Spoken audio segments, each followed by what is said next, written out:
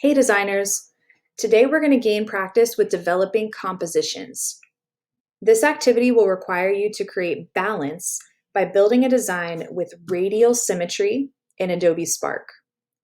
When we talk about radial symmetry, we're referring to an image with several lines of symmetry that are radiating out from a central axis or a central point.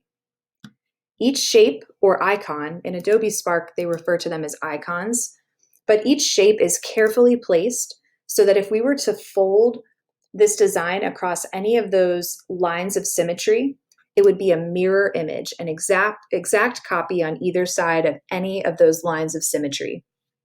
Let me show you how to start your design. Go to your Adobe Spark homepage, and we're going to choose one of the templates from the top. So we're going to choose the option to create an Instagram post. And that's just because this is a square format, which will work really well for creating a design with radial symmetry. Let's look at our background color. This is easiest to change when there's nothing in your design yet. So click on your background. You can leave it white if you'd like to. Or if you want to change the background color, in the top right-hand corner, once you click on that background space, you can change your color in the top right.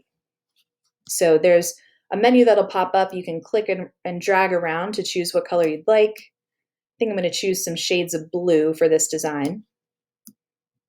I think I'll choose kind of a darker blue for my background. Your design could be inspired by anything. Your color scheme can be inspired by anything. This design was inspired by just some minty gum that I had chewed earlier today. So it could be inspired even by a flavor. Maybe it's inspired by the weather outside or, the colors of fall, anything that you want. So I've got my background, and let me also name my design before I go any further. I'm going to name this Radial Symmetry. So you should name your design Radial Symmetry as well, since that's the goal of this assignment. And now we're set up to go. We're going to add in that shape into our background just to create some structure. So anytime we want to add something to our design in Adobe Spark, we go to the top right-hand corner where we see a plus sign labeled Add. And we're going to focus just on icons today. We want to keep this pretty simple, and we're just putting shapes into a composition. So we're only going to use icons in today's design. It'll pop up with a menu where you can search for different keywords, and we're going to search for names of different shapes today. So maybe you're going to use circles in your designs, squares.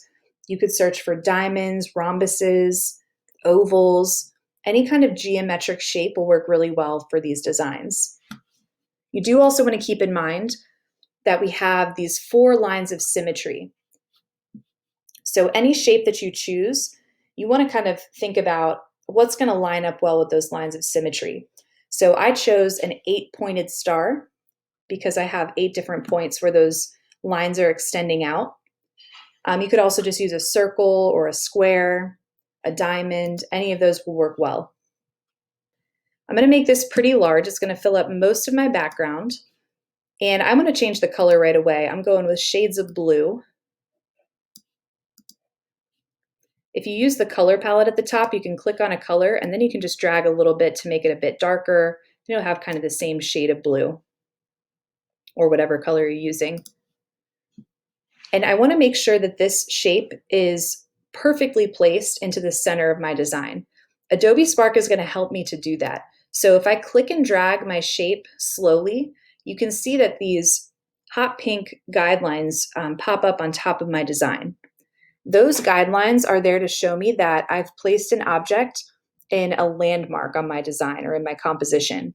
So watch for those dotted guidelines to pop up as you're creating today.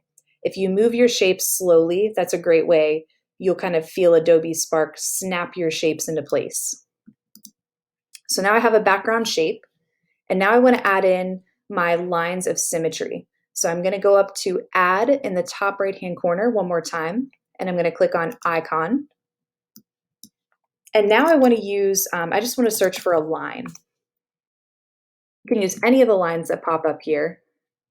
I want to use a nice thin line. And again, if you move nice and slow, you can see Adobe Spark is going to snap this into place for me. This doesn't match with my color scheme, so if I click on the object, I can change the color by going to the top right-hand corner, clicking on color. Then I can change this as well. And I want all of my lines of symmetry to be the same shade of blue. So instead of redoing another line and trying to make it match perfectly, I can use the duplicate button. The duplicate button is going to be your best friend in today's activity because it's going to save you time, and you can create exact copies with the exact same color, size, everything, simply by clicking on an object and going up to the top right-hand corner, you'll see duplicate. Click on that duplicate option and you'll see it makes an exact copy of it. So now I can just rotate this line. I can rotate by clicking on this little handle with like a circulating arrow, and I can rotate until it snaps into place to show me that it's perfectly horizontal. And then I can slowly click and drag until I see that pink plus sign with those dotted guidelines. And now I know that I've got my lines of symmetry lined up directly on top of my central axis.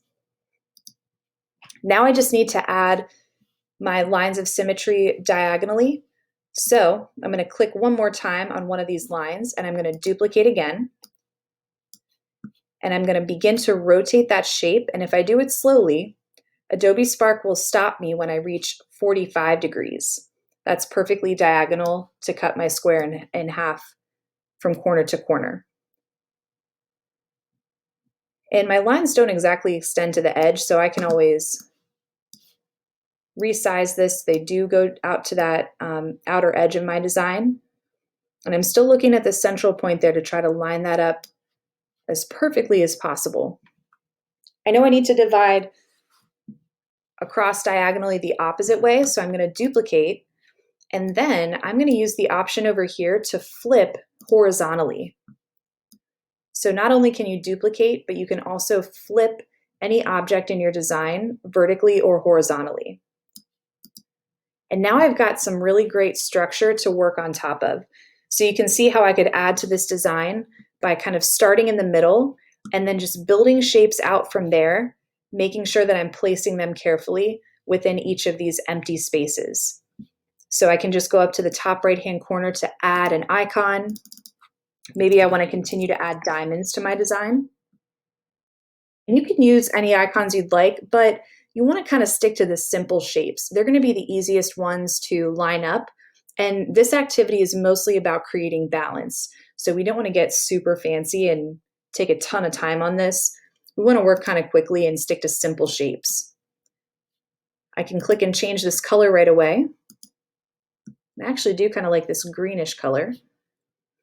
And I'm going to start to rotate it.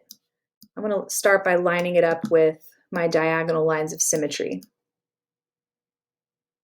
You can see Adobe Spark is helping me by placing those guidelines in. And I'm going to try to line up my shapes. See how I made these corners line up with the background shape that we put in for structure? These are the kinds of things that you can look for as you're trying to line shapes up. Maybe I'm going to make it a little bit smaller, so I'm going to add some more. And I'm just going to duplicate and add this same rhombus or diamond shape around the outside of this square. So I'm going to use that duplicate button, although I think I changed my mind on this color. Let me go with like a navy blue. Starting to be inspired by our school colors. So I like this a lot better. Now I'm going to duplicate. And first I'm going to slide straight across because those two are going to be perfectly lined up automatically. Then I can duplicate again, and I'm going to use this option to flip horizontally. And then I can just slide this guy over and line him up here. I can duplicate again and bring this guy straight across. So you can see how this duplicate button is really saving me a lot of time. And check it out, the more objects that I add into Adobe Spark, the more that Adobe Spark is going to try to help me to line those objects up with each other. So you can see the guidelines here are showing me that my two diamonds are perfectly lined up diagonally across my design. I'm going to duplicate again. And for these For these diamonds that are on the horizontal and vertical lines, I'm going to make them just a little larger, just a different shade of blue, just to create something a little more interesting. I'm going to rotate until they're lined up horizontally. I'm going to duplicate, move it straight across. I'm still looking for these corners to line up with the edge of my background shape, so that's still creating structure for me. So I'm just continuing the same process of duplicating, rotating, and moving things into place. Doing my best to line things up. I'm even looking at the empty space in between objects and in between shapes to help me make sure that things are equally spaced and lined up along those lines of symmetry. Maybe I'm going to add next, I'm going to add a circle into my design, just because I don't love the way these guidelines look in the middle. So let's cover some of that up. And now it kind of creates like a flower design, which is cool too. Still looking for these guidelines to make sure that I'm lined up with the central axis.